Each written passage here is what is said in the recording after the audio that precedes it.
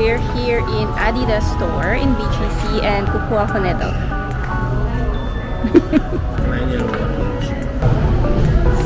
22 lang. Yun yung 20. 20. At sabi ko, 22. Ito, yung suit ko. 22 yan. Ito daw yung pinakabago, yung 23 nila. White and black. The Pureboost. So, ayan. Naka-purchase na tayo. Wow! Libre na naman ako ng asawa ko. Thank you!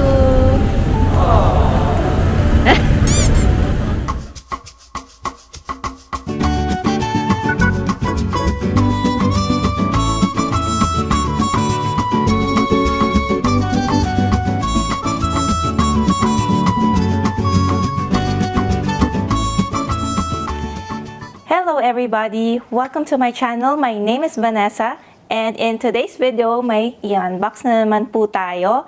And yes, ito po ay ang bagong Ultra Boost from Adidas. This is the Pureboost 23. So if you wanna see what's inside of this paper bag, which I'm sure alam nyo na, diba?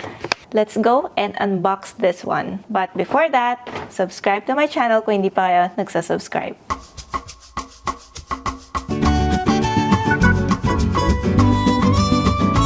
So, ayun na nga. Nagpunta kami sa Adidas dito sa BGC and I finally got myself a brand new pair of Ultra Boost, which is the Pure Ultra Boost 23 ng Adidas. They only have two colors available sa store and they have black, they have white, and medyo kukonti na lang din yung available size for me. Thank God at may nakuha tayong size natin. I am actually size 8. Pero I am surprised kasi ang nakuha kong size at sakto sa akin pa is size 7.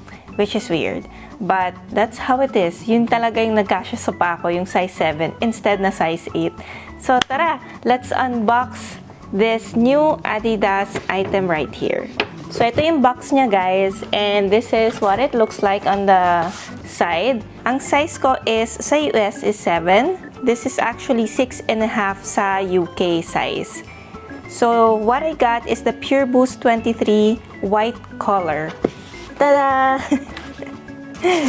Ayan, i-open natin para makita nyo naman. Yan.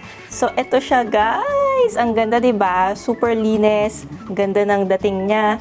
And sobrang lambot nung tinry ko siya sa store. So, I have the white color. And bakit ko nga ba hindi pinili yung black? Bakit white? The white color really looks good on whatever getup na meron ako. And I really like yung parang clean look ng white, of course. Obviously, it's all white. So, malamang sa malamang madudumihan po natin siya. But I really don't mind kasi napaka-stylish niya. I really opted for white dahil bukod sa maganda siya, malambot din sa paa, and feeling ko babagay din siya sa kahit na anong getup ko. Even if I feel like casual lang or nag-workout ako, nag-jogging, nag-gym, pwede din siyang gamitin. And even if feel kong maging fashionista on a day na feel ko lang, pwede ko din siyang gamitin. So that's why I got the white. Okay din yung black, but wala lang. Gusto ko lang talaga yung white kaysa sa black. So tingnan naman natin yung kanyang look. Yan, sa outside. Diba? Kung mapapansin nyo, yung foam niya, ito, ang lambot guys. As in, wala akong masabi. Nung tinatry ko siya sa store, sabi ko, nako, may inspired ako mag-workout na to ah. Sobrang lambot niya sa paa. Ganon ang dating niya guys. So, sana maging totoo yung sinasabi ko, diba? Yung talagang ipursige na natin at ipush na natin yung pag-workout. Anyways, for the information of this product, so again, this is the Pure Boost 23. Meron silang 22 guys, and they have much more different colors available. But dun sa, ito na yung kinuha ko, yung pinakabago nila. Yan. So kung makikita nyo dito sa side na to, diba, medyo palapad siya dito. And I have a narrow foot. So pagdating dito, napakadami kong room to breathe and to move. So, hindi siya talaga masikip sa akin. The fact na kinuha ko is 7, size 7. Kasi nga, ang size ko talaga is size 8. But surprisingly, nagkasya to guys sa akin. And I still have a little bit of room to move my foot there. Kasi nga, narrow yung aking paa. And ito naman, I think this is really good for people na wide ang kanilang mga paa. So, kita nyo naman yung wide style niya dito. Yan. So, sabi ni Adidas, this is made of recycled materials. So, makikita nyo pa lang dito sa rubber part area dito sa sole niya. Diba? Parang styrofoam. Pero ang gaan niya guys. And pag sinuot nyo siya, talagang ang lambot din niya sa paa. I feel like pwede akong maglakad nito for hours. Lalo na dito sa BGC area kung saan madalas talaga po akong naglalakad at nagbo-vlog. So, according to them, this is a full-length boost that provides the ultimate energy return and it lets the foam compress and expand while you run. And that's the reason why we feel na parang ang lambot niya talaga sa paa. The lightweight engineered mesh that you can see in the upper part area of this shoes is breathable where your foot heats up and supportive where it needs to be. And this product actually represents just one of Adidas' solution to help end the plastic waste. Kung makikita nyo dito, yung mesh area niya dito sa upper part, this is built like that para meron ding air na pumapasok sa inyong paa. So it will be comfortable and it will also support your foot from toe to heel. Yan, kaya ganyan ang itsura niya and kaya ganyan maganda yung material and yung mesh style niya dito sa area na to. Actually, hindi lang dito abot siya hanggang dito sa area na yan. But yeah, I really like na yung surrounding area niya dito sa inside is soft, cushiony, and parang bouncy siya, especially when you try to run with the shoes or even walk. Parang ang lightweight niya talaga sa paa and I feel like parang mapapabilis yung pagtakbo mo pag tatakbo ka. Ganon. Ganon yung feeling niya.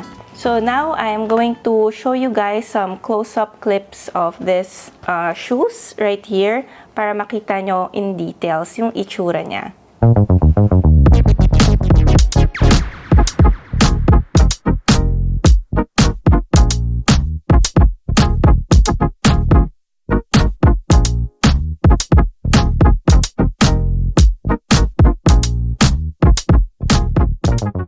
So, punta naman tayo sa price niya. Ang price nito guys is nasa 7,000 flat sa Adidas Philippines. If I were you, I really recommend na i-download nyo yung app nila para makakuha din kayo ng discount, ng perks kapag may available sa Adidas. It really helps.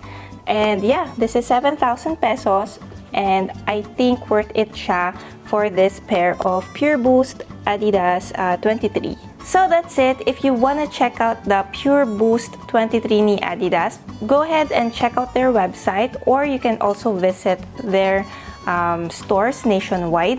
Yan, available yan. Basta wag nyo lang kakalimutan, i-download nyo lang din ang Adidas app para makakuha kayo ng mga discounts and perks kapag available. So that's it. Sana nagustuhan nyo itong video natin.